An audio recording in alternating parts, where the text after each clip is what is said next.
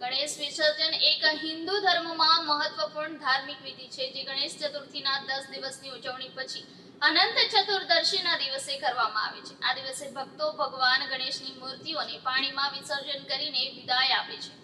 ગણેશ ચતુર્થીનો તહેવાર ભક્તિ અને આનંદ સાથે ઉજવવામાં આવે છે। 10 દિવસ સુધી ઘરે ગણપતિ બાપાની પૂજા કર્યા બાદ અંતિમ દિવસ તેમની વિદાયનો સમય છે, જેને ગણેશ વિસર્જન કહેવામાં આવે છે।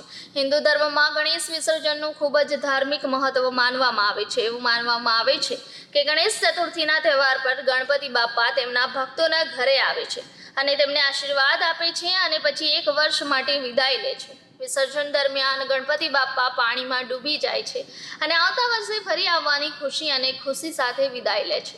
દિવસ દરમિયાન વ્યારા નગરમાં ભક્તો ગણપતિ બાપા મોરિયા અગલે બરસ તું જલ્દી આના નાદ સાથે ઝૂમી ઉઠ્યા હતા।